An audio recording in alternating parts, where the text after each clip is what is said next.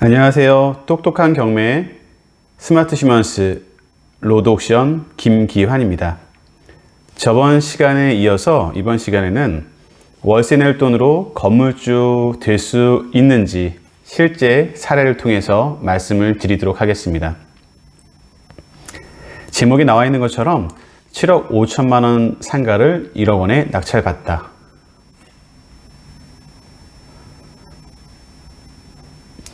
경기도 수원시 장안구 천천동에 있는 아파트 상가 물건을 검색하던 중에 발견하게 되었습니다. 보시는 것처럼 전용 면적이 144평에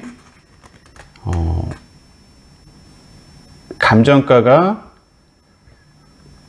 1억 5천에 두 번 유찰돼서 최저가 9,600만 원에 나왔었습니다. 처음에는 대수롭지 않게 훑어보고 있었는데 자세히 보니까 전용 면적이 144평이나 되는 것이 아닌가요? 사진을 자세히 보니 공실로 방치되어 있었고 상가도 별로 좋아 보이지 않았습니다. 그런데 물건 내역을 보다가 굉장히 놀라운 사실을 발견했는데요. 대지 지분이 105평이나 되는 거였어요. 보통 상가 건물 같은 경우는 건평이 한 150평 정도라고 해도 대지 지분은 많아야 10평 내외인데 이곳은 비록 아파트 상가지만 건평 144평에 대지 지분이 105평이라는 데는 보통 일반 상가에서는 나타날 수 없이 굉장히 큰 대지 지분을 갖고 있는 상가였습니다.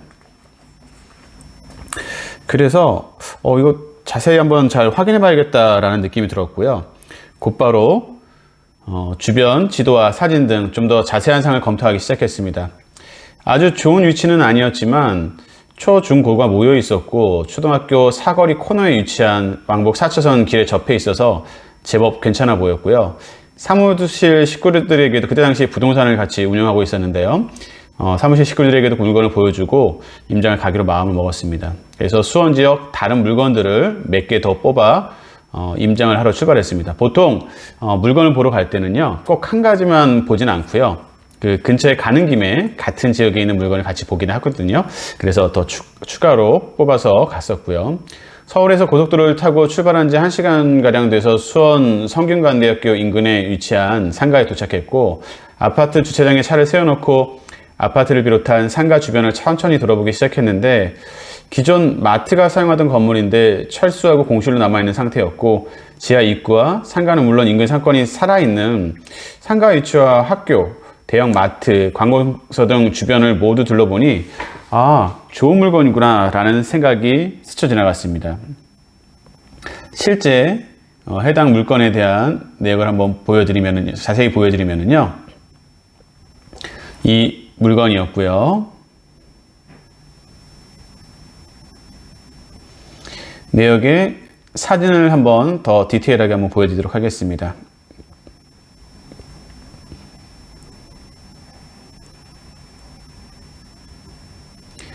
보시면 아파트 상가로 지하와 1층 일부가 같이 나와 있었습니다. 보시는 것처럼 대로변에 코너에 아파트 상가고 위치도 나쁘지 않았고요.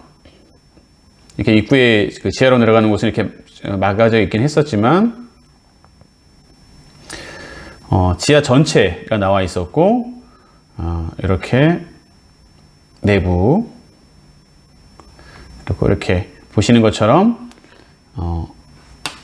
사거리 사거리 여기 초등학교, 중학교 여기 아파트 단지 사거리 코너에 위치해 있었습니다.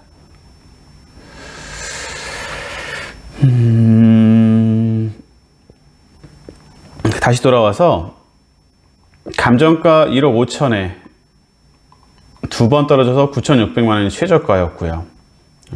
권리 분석상에 봤을 때 근저당 이후의 것은 다 맞소되기 때문에 특별한 이상이 없었습니다.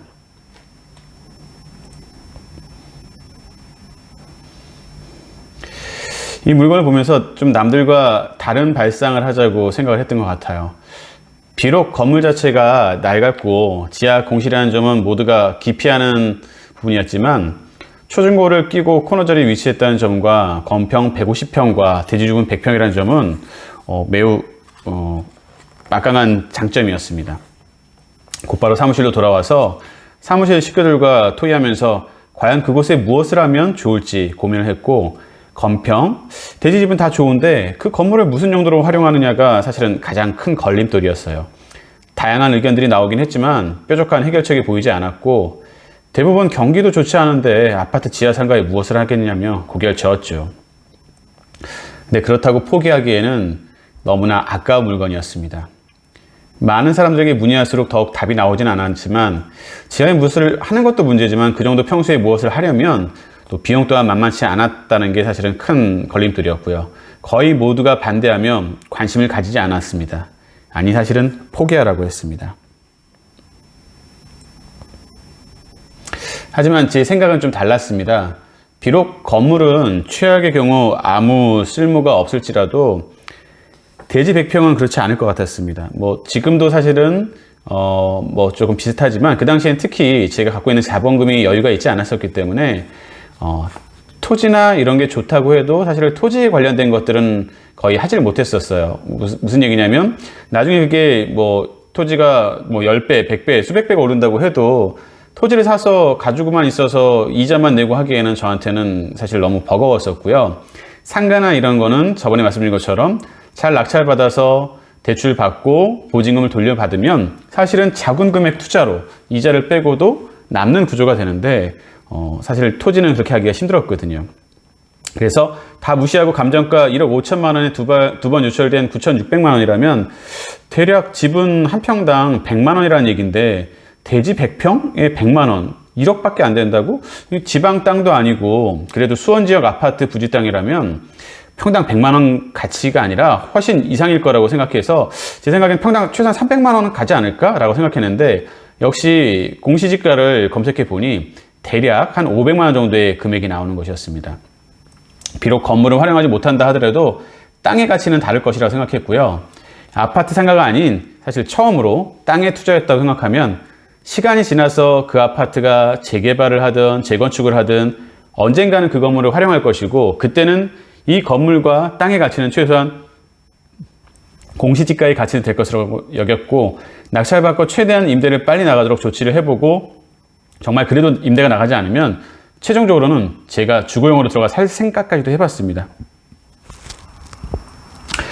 조금 우스운 얘기지만 이 가격에 100평짜리 집이 어디 있겠어. 살다가 아이에게 증여하면 아이가 컸을 때쯤 재건축이 되겠지. 그때 아이 앞으로 목돈이 들어올 거야. 그렇게 아이의 재테크 발판으로 삼아주자. 사실은 아직 그때 당시에는 미혼이었음에도 불구하고 장차 태어날 미래의 아이까지 떠올리며 증여까지 염두에 두었었고, 그렇게 입찰을 결심하게 됩니다.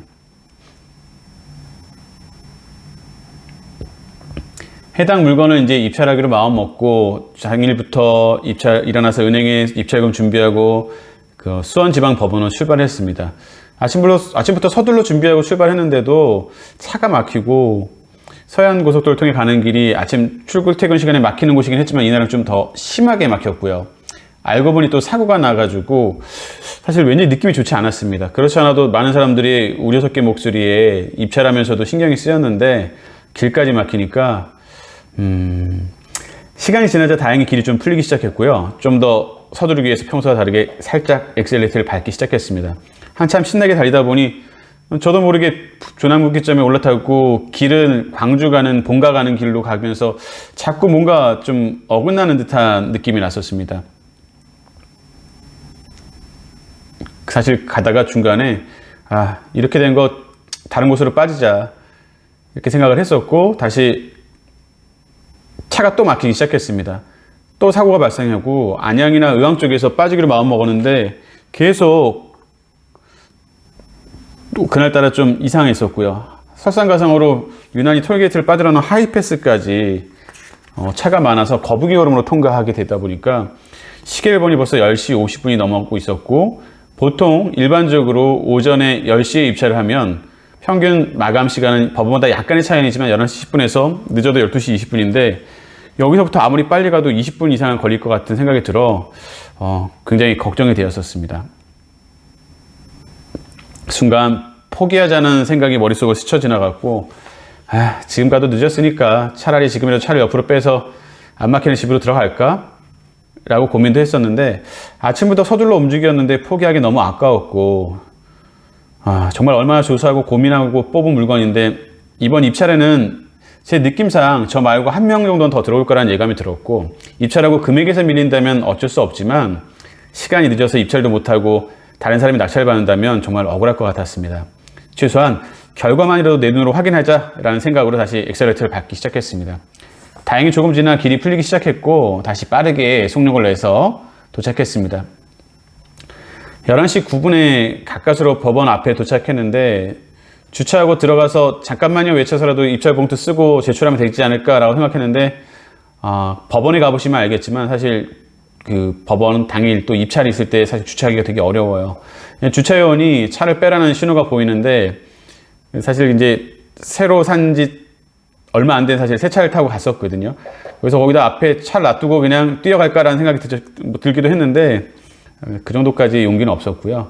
다시 차를 빼고 법원 밖에 유료주차장에다가 차를 대고는 뛰어나왔습니다.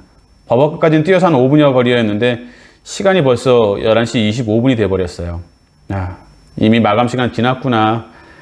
순간 다리에 힘이 풀리면서 터덜터덜, 진짜 가진 노력 끝에 왔는데 입찰도 못한다고 생각하니까 너무하다 했는데, 그래도 결과는 봐야지 해가지고 제발 오늘 아무도 입찰 들어오지 마라 이런 마음으로 해서, 혹시라도 누군가 들어왔어도 최저가로 들어간다면 억울할 것 같아서 그래도 확인이라도 하자라는 마음으로 법원 입구로 가고 있었는데, 보통 법원 입구에 보면 정보지를 나눠주는 분들이 계세요. 그분들 지나서 법원 경매장으로 걸어갔는데 저 멀리 많은 사람들이 경매장 밖에 모여 있더라고요.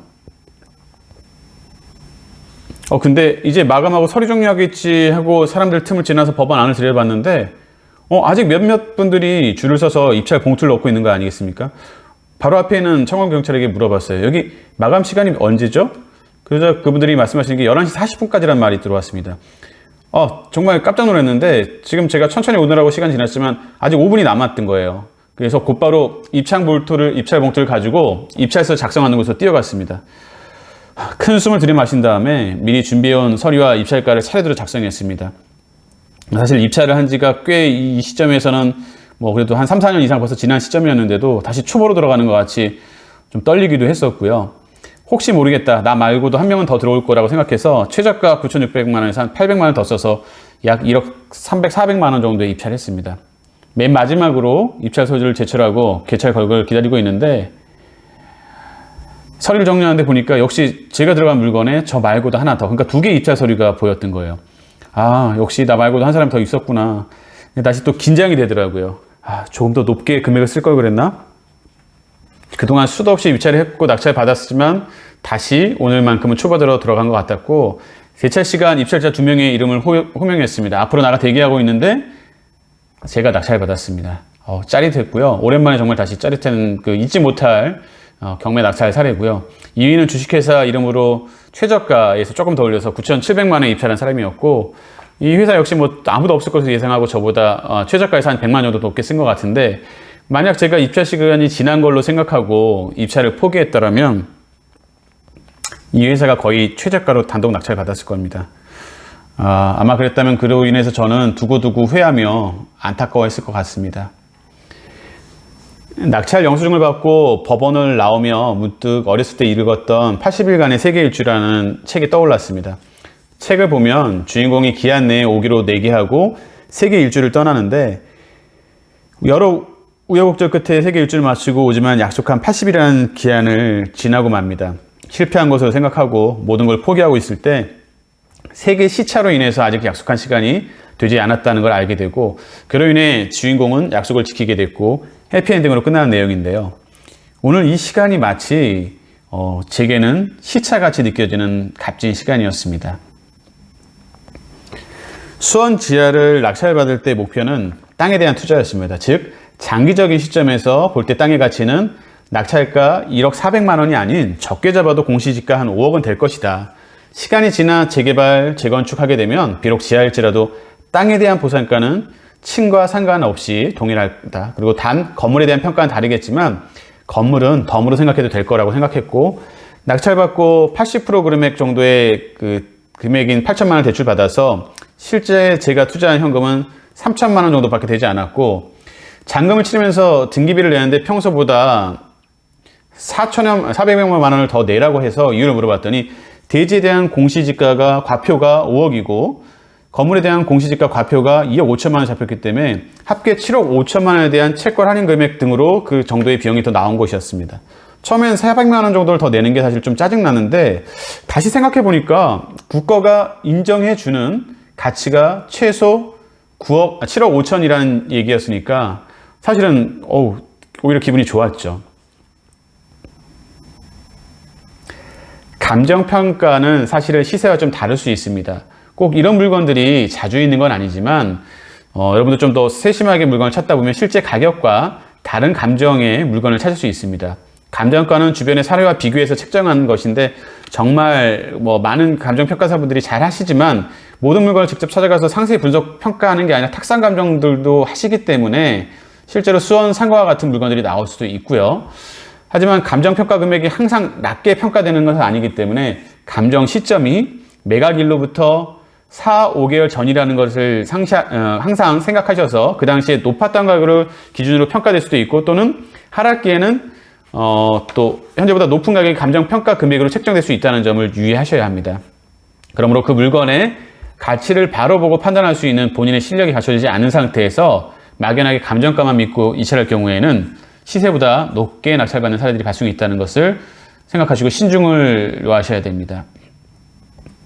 그리고 항상 입찰 전에는 출구 전략을 세우셔야 돼요. 이걸 낙찰 무조건 받자가 아니라 받고 나면 이걸 어떻게 할 것인지를 미리 생각하셔야 된다는 겁니다. 그리고 일반적으로 상가는 아파트 단지 내 상가와 일반 상가, 보통 근린형 생활상가라고 하고요, 테마 상가로 나뉘는데, 어떤 상가에 투자하든지 가장 중요한 원칙은 상가를 고를 때 철저하게 임차인 기준으로 생각하셔야 돼요. 이유는 너무나 명백하죠. 결국 임대료를 내는 사람이 임차인이기 때문입니다.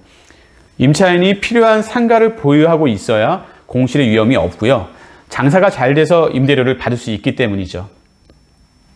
아파트 상가라면 어떤 아파트 단지인지, 세대수는 얼마인지, 거주자들의 소비 패턴과 행동 양식에 대한 분석이 중요하고요. 이왕이면 왕래가 많은 출입구 쪽 상가 쪽이 좋습니다. 1층이 아닌 경우 그 상권과 어울리는 업종이 들어올 수 있는지도 꼭 고려해야 합니다. 수원 지하상가를 낙찰받은 후 다행히 공실 상태인 건물이라 특별한 명도의 어려움이 없었고요. 자세히 보니까 건물에 이상 있는 부분도 없었고, 생각외로 지하인데도 지하인 느낌이 크게 들지 않는 공간이었습니다. 역시 150평이나 되다 보니 굉장히 넓었고, 관리비 연체 내역도 얼마 되지 않았고요. 일부 지저분한 부분에 청소를 마치고 주변 부동산 중개업소에 보증금 2천만 원, 월세 150만 원의 최소 금액으로 임대를 내놓았습니다. 교회, 골프 연습장, 체육시설로 사용했다는 업체들이 있었지만 조건이 맞지 않아 보류돼 있었고요. 한편으로는 제가 직접 키즈카페를 운영하려고도 했었습니다. 진작부터 관심이 있었던 분야인 만큼 키즈카페를 꼭 하고 싶었지만 이번에는 주변의 90% 이상이 반대해서 사실 잠시 보류하기로 했습니다. 거기 책에 보시면 나와 있지만 굉장히 많은 창업을 했었고요. 부동산부터 PC방, 헬스장, 학원, 커피숍까지 다양한 걸 했었는데, 사실 이렇게 또 진행하려고 했었던 아이템들도 더 많았습니다. 근데 사실은 최종적으로는 아이들 너무 반대가 심하게도 저도 그때 조금 그분들 말을 들어서, 같이 하는 분들 마음 들어서 아이들 축구, 농구, 키 크기 교실을 운영하는 업체에 보증금 2천만 원에 월 150만 원을 임대를 주었습니다. 낙찰가의 80%를 대출을 받았고, 임대 보증금 2천만 원을 받아 공시지가 7억 5천만 원의 건물에 들어간 제 투자금은 1천만 원밖에 되지 않았었고요. 게다가 월세로 대출자를 갚고도 매달 100만 원씩 차곡차곡 쌓이는 아주 복동이은 물건이었습니다. 사실 그때 당시에 제가 실제 키즈카페를 하려고 설계한 놀이시설과 안과 평면도까지 있었습니다. 아까 말씀드린 것처럼 실제 하려고까지 다 견적까지 보고 했었는데, 주변의 반대가 정말 심해서 이거는 사실은 오픈할 뻔까지 했다가 알아보고 하지 않았던 부분이기도 합니다. 여기 비하인드 스토리를 말씀드리면, 처음에는 부동산 중개업소에서 내놓은 수원 지하 상가의 임대료는 월 150이었는데요. 이보다 좀 더 높은 금액으로 제가 내놨었다가 운동교실을 운영하려던 임차인이 제 건물을 보고 강한 의혹을 비쳤는데 월세에 대한 부담으로 인해서 뭐 인하해달라고 요청하셨고 아직 회원수가 많지 않았었기 때문에 사실은 뭐 그렇긴 하지만 또 제 입장에서는 시세 대비 저렴하게 임대를 놓은 터라 요청을 무조건 수용할 수도 없어서 정중히 거절을 했었는데도 불구하고 그분이 2년 남으셨는지 운동교실 관장님이 집까지 찾아오셔서 통사정하시는 바람에 제가 수용을 해서 월세를 150만 원 인하해 드렸어요. 반대죠. 보통 상가를 낙찰 받아도 임대를 하기까지 사실 거꾸로 어려움이 있는데 반대로 이분은 해달라고 부탁을 하셔서 제가 해드리게 됐고요. 대신 조건을 달았습니다. 1년분 월세를 선납으로 주셔요. 그래서 임차인 입장에서는 임대료 보증금 2천만 원과 월세 150만 원 1년 선납을 하니까 3,800만 원의 또 시설 투자 비용이 들긴 했지만 임대인은 저는 건물을 소유하는데 실자본이 1,000만 원 정도밖에 들지 않았고 사실 선납으로 받은 임대를 재투자하는데 했기 때문에 실제로는 전에도 말씀드린 무피 투자 제 자금이 하나도 들어가지 않는 게 돼버렸고요. 임차인 교실은 시간이 지나면서 점점 입소문이 나기 시작해서 회원수가 1,000여 명을 넘을 정도로 호황을 맞았습니다. 이곳에 자리 잡고 있던 임차인은 그 사이에 또 건물의 매입 이사를 비추셨고 저도 좋은 가격에 임차인에게 매각할 수 있었습니다. 만약 처음에 이 물건을 임차인이 낙찰받았다면 더 큰 영업이익을 볼 수 있었을 것이고요. 그리고 월세 내는 거에 대한 부담이 없으셨을 것이고 월세 낼 돈으로 사실 이자 비용은 말씀드렸지만 50만 원 정도밖에 안 됐거든요. 150만 원씩 월세를 내시는 게 아니라 매달 50만 원 이자 낼 돈으로 3분의 1 정도의 수준으로 이 건물을 운영하실 수 있었을 테니 아마 운영도 더 하기 좋으셨을 거고요. 그리고 잘 되든 안 되든 뭐 잘 됐을 때는 당연하고요. 뭐 또 쫓겨나거나 뭐 젠트리피케이션이라고 해서 누가 나가라고 하거나 이런 것도 없었을 거고 만약에 잘 안 됐어도 이 시설에 대한 원상복구라든가 하는 부분도 없었기 때문에 굉장히 서로 간에 좋은 조건이 될 뻔했죠. 좋은 조건이 된 거죠. 아까 봤던 그 지하가 이렇게 탈바꿈했습니다. 완전 달라졌죠. 축구교실, 농구교실, 뭐 인라인, 줄넘기 등으로 해서 지금도 굉장히 잘 하고 계십니다. 자, 한번 정리 한번 해보겠습니다. 저는 똑같습니다. 월세 낼 돈으로 2천만 원 정도를 투자해서 이 수원에 있는 상가를 낙찰 받았고 등기비까지 3천만 원 들어갔다가 보증금과 선월세를 받아서 사실 실투자금 모두 회수하고도 매달 이자를 뺀 100만 원 가량의 금액이 저한테 주어졌고요. 세입자분은 보증금 2천만 원과 그리고 시설 투자비, 인테리어 등으로 약 1억 원 가까이의 금액을 투자하셔서 세입자가 되셨습니다. 저번에도 말씀드렸습니다. 월세 낼 돈으로 건물주가 될 수 있죠. 제가 실제 했던 사례를 계속 말씀드리고 있습니다. 제가 직접 해보니까요, 가능하더라고요. 지금은 가능하냐? 지금도 가능합니다. 월세 낼 돈으로 건물주가 돼서 이렇게 창업을 하시거나 아니면 건물주로 월세를 받으시는 것 또는 내가 세를 들어가서 세입자로 하는 것 여러분은 어떤 선택을 하시겠습니까? 여러분도 월세 낼 돈으로 건물주, 월세 낼 돈으로 집주인이 되셔서 저와 못지않은 앞으로의 삶에 좀 더 여유로운 시간을 가지시기를 바라겠습니다. 지금까지 똑똑한 경매 스마트 슈먼스 로드옵션 김기환이었고요. 지금까지 보셨던 내용들이 여러분한테 도움이 되셨다면 구독과 좋아요 부탁드리겠습니다. 감사합니다.